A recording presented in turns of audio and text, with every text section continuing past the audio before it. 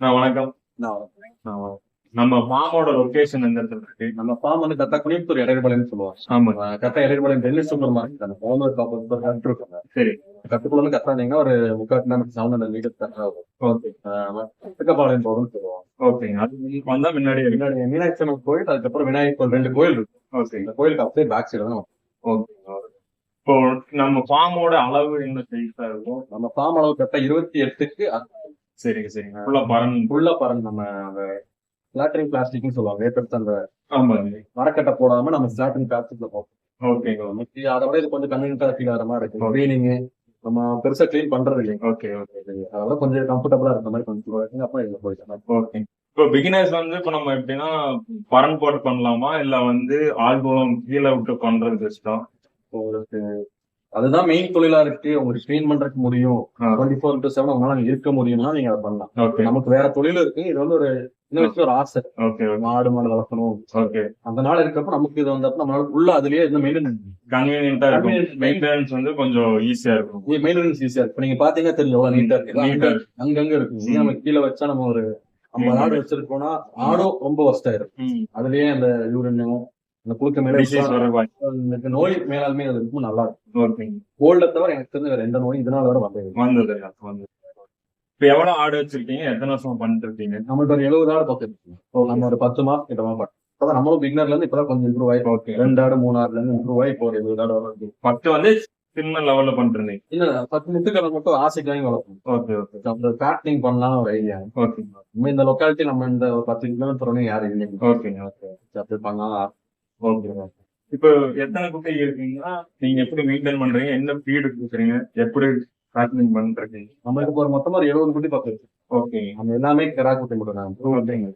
Okay. நம்ம main வந்து கறிக்கடைங்க. Okay. அதுக்கப்புறம் அந்த ஃபங்க்ஷன் ஆர்டர்ஸ் இந்த பல்கா வர ஆர்டர்ஸ் மட்டும் பண்ணுவோம். ஓகே. எப்படி மெயின்டைன் பண்றீங்க? என்னென்ன ஃபீடு கொடுக்குறீங்க? எப்படி லிவர் டானிக் அது மாதிரி மெடிசின்ஸ்ல என்ன கொடுத்து க்ரோத் கொண்டு வர்றீங்க? எப்படி நோய் வராம எப்படி மெயின்டைன் பண்றீங்க? அதை பத்தி எல்லாம் கொஞ்சம். இப்ப நம்ம வந்து டெய்லி ஒரு 2 டைம்ஸ் ஃபீட் பண்ணிருக்கோம். ஓகே. மார்னிங் ஒரு 7 to 8 o'clock ஒரு கான்சன்ட்ரேட் ஃபீட் இருக்கு. ஓகே. எப்படின்னா பாடி வெயிட்டுக்கு ஒரு 3.5 to 4%. Depends upon growth breed பொறுத்து. ஓகேங்க. அதுக்கப்புறம் இன்பிட்வீன் வந்து சம்டைம்ஸ் சைலன்ஸ் போடுவோம். ஓகே. இன்கேஸ் கிளீன் கிடைக்காதப்போ அந்த ஒரு ஆஃப்டர் ஒரு ஸ்நாக்ஸ் மாதிரி ஒரு 1 to 3 ஓகே. ஒரு ஆட்டுக்கு ஒரு 1/2 கிலோ ஒரு ஒரு ஸ்நாக்ஸ் வேறு வயிற்று இருக்க கூடாது. ஈவினிங் அகைன் ஒரு 5:30க்கு மறுபடியும் கான்சன்ட்ரேட் ஃபீட்னா என்ன? நம்ம ஓன் ஃபீட் பண்ணுவோம். என்னென்ன மிக்ஸ் பண்ணுவோம்? ஒரு 70 to 80 ஐட்டம் மிக்ஸ் பண்றோம். முக்காசோளம், ஓகே, ஒரு 3 வகையான ஜூஸுங்க, ஓகே, கம்பு, ஓகே, அதுக்கப்புறம் கடலை, ஓகே, புண்ணாக்கு, ஓகே, அதுக்கப்புறம்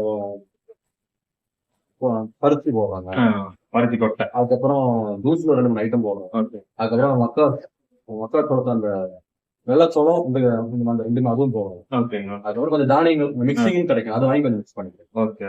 அது எல்லா கிரெயின்ஸும் மிக்சிங் கிரெயின் ஒன்று அது வாங்கி. அப்புறம் அது போக என்னென்ன மெடிசின்ஸ் அது மாதிரி இருக்கும். வீக்லி வந்து பிரைஸ் பெனிஃபிட்.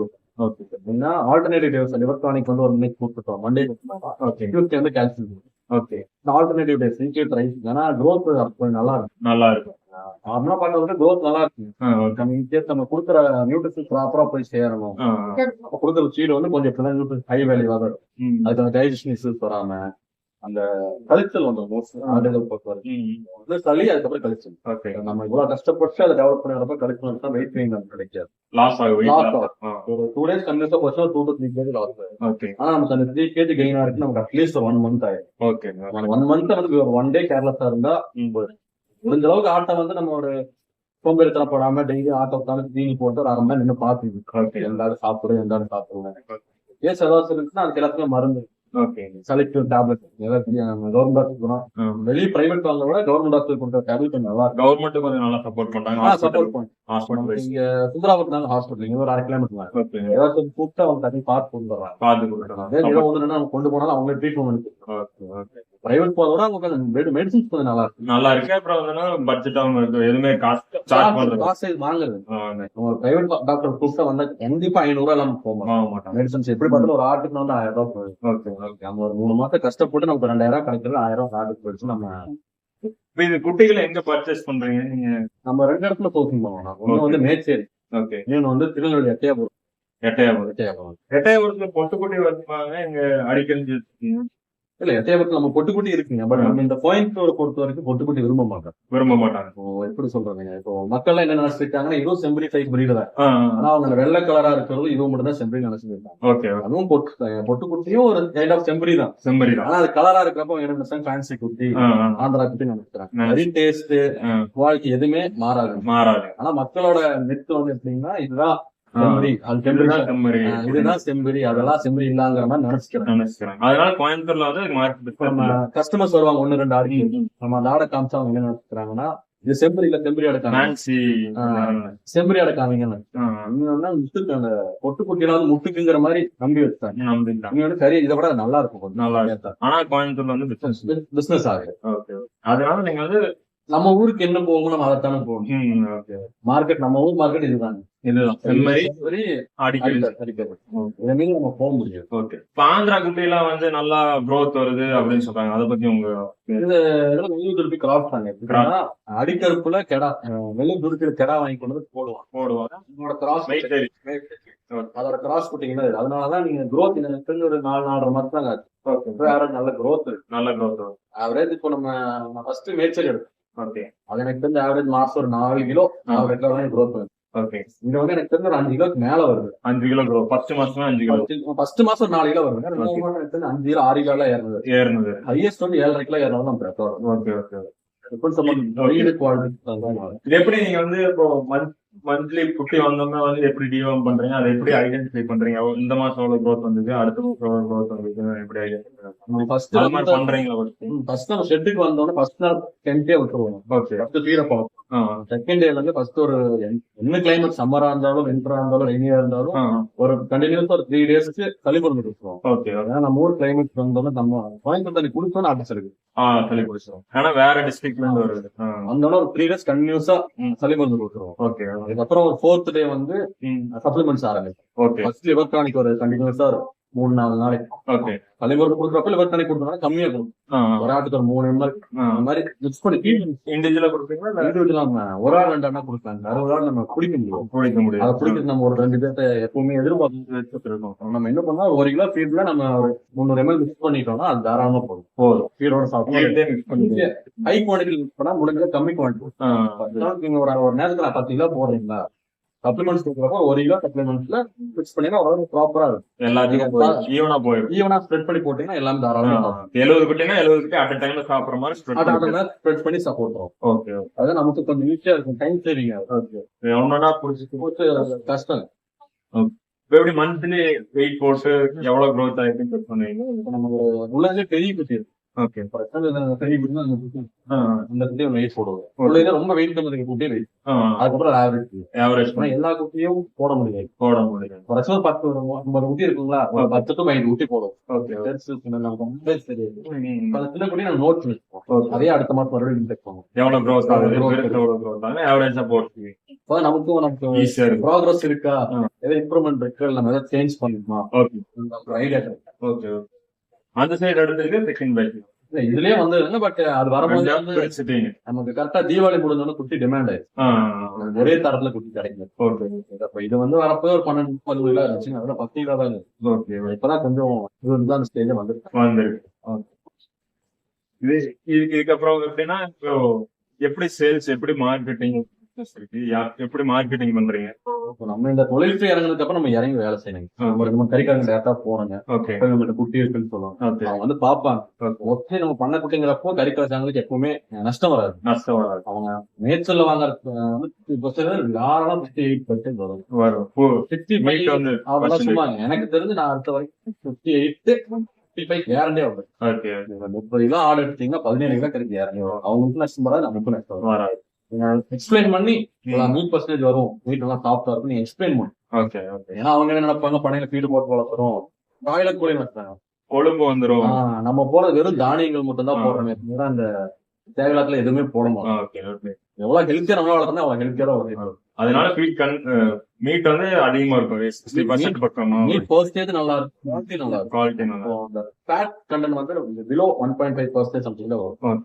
ரொம்ப அதிகமாவும் வராது.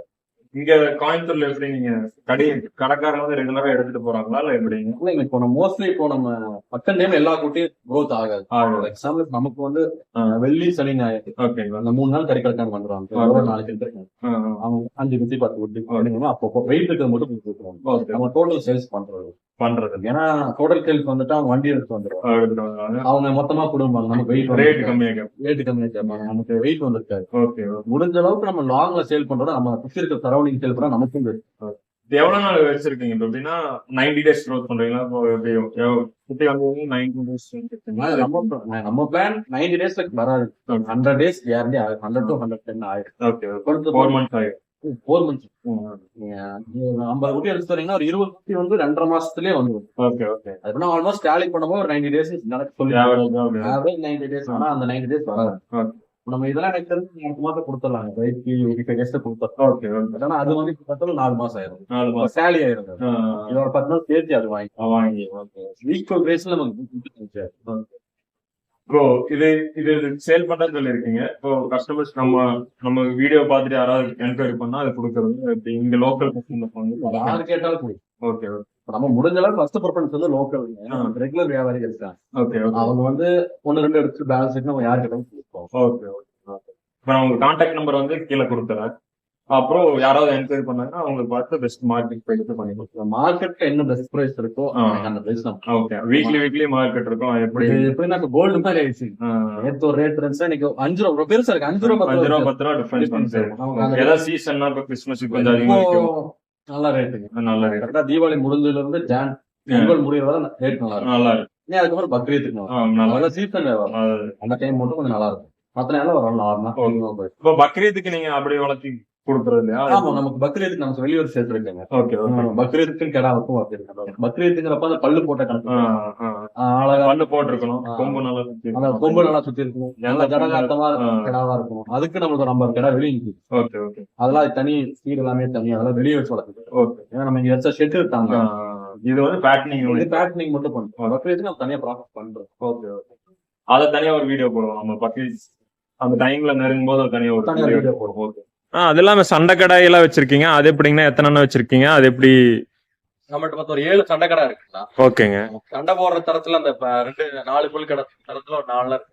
ஓகேங்க. இதெல்லாம் ரெடி பண்ணிருக்கோங்க. ஓகே. 6 மாசம் 7 மாசம். ஓகே. கொம்பு புடிங்க அந்த கரெக்டா அந்த தனியா கெட்ல போடுற ஸ்டேஜ்ல இருக்காங்க. ஓகே. முடி எடுத்துட்டு கரெக்டா முடி எடுத்து இப்ப கெட்ல போடுற ஸ்டேஜ்ல இருக்காங்க. ஓகேங்க. இப்ப இன்னொரு 1 மாசம் கழிச்சு அவங்க தனியா கெட்ல போட்டுருவாங்க. ஓகே. அப்புறம் அவங்களே ரெடி ஆயிக்குவாங்க. ஓகே. இது நீச்சல்லாம் கொடுக்கணும்னு சொல்றாங்க. அதை பத்தி நீங்க என்ன சொல்றீங்க? அது எப்படி கண்டிப்பா கொடுக்கணுமா? கொண்டு போகணும் அப்படின்னா அந்த ஒரு 2 மாசம் முன்னாடி நம்ம அந்த ட்ரெயின் ஓகே. வெயிட் ஆச்சு நீச்சல் போனாங்க. எதுக்கு போடுறாங்கன்னா கால் பலம். ஓகே. நம்ம 2 கிடா மோதுறப்ப அதுக்கு கால் மடங்கிருது. ஓகே. பலம் கிடைக்காது. ரெகுலரா ஸ்விமிங் கொடுக்கறப்ப அது கால் கொஞ்சம் ஃபோர்ஸா இருக்குங்க. ஓகே. இப்போ அதுக்கு வாக்கிங்ல புடிச்சிட்டு போகணுமா? அது எப்படி? அதுக்கு என்ன ஸ்பெஷலான ஃபுட் கொடுக்குறீங்க சண்டைக்குனா? நம்ம மேல அந்த ஃபேட்டனிங்கோட ஃபீட கூட அடிஷனலா நம்ம இத எக்ஸ்ட்ரா போடுவோம். ஓகே. கிரெயின்ஸ் கொஞ்சம் எக்ஸ்ட்ரா இருக்கு. ஓகே. அதிகமா இருக்கும். ஓகே. ஆனா இதுக்கு கறி இருக்கணுங்க. ஓகே. அது வந்து கறி சாஃப்டா இருக்கும். இது அப்படி இருக்காது. ஓகே. ஹார்டா இருக்கும். அது நம்ம அதுக்கு தகுந்த மாதிரி ஃபீட் போடுவோம். ஓகேங்க. ஓகே. அப்பதான் வந்து சண்டை ஸ்டாமினா இருக்கும். இதுக்கு வந்து கால்சியம் ரெகுலரா கொடுப்போம். ஓகேங்க. ஓகே. அடி வாங்கும். கால்சியம் போன் டெஃபிஷியன்சி வந்துரும். ஓகேங்க. கால்சியம் ரெகுலரா இருக்கும். ஓகே. அது எல்லாமே இதுக்கு கொம்பு எடுத்துட்டு அப்படி எல்லாம் ஏதாவது பண்ணுவீங்களா? அது எப்படி? இப்போ நம்ம நார்மலா ஒரு கடா வச்சீங்கன்னா கொம்பு ஒரு கிணம் இருக்காது. ஓகே. ஒரு அடி வாங்கினா கொம்பு உடைஞ்சிரும். ஓகேங்க. நம்ம டிஃபரன்ஸ் அப்ப அந்த growth பொறுத்து 1 புடுங்கு 2 புடுங்குன்னு சொல்லுவாங்க. ஓகேங்க. இப்போ இதெல்லாம் வந்து 1 புடுங்கு புடுங்கி இருக்குங்க. கொம்பு ஒரு மாதிரி ஷேப் இல்லாம இருக்கு. ஓகேங்க. ஓகே. நம்ம சரி பண்ணோம். ஓகே. அதுக்கு 2 புடுங்கு புடுங்கு. ஓகே.